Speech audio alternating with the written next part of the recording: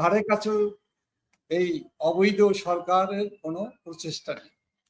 আজকে বাংলাদেশের মানুষের, বিশেষ করে বোদ্ধা, বিবেকবান, রাজনৈতিকভাবে সচেতন, মুক্তিযুদ্ধের চেতনার পক্ষে প্রগতিশীল মানুষের কথা বলার অধিকার নেই।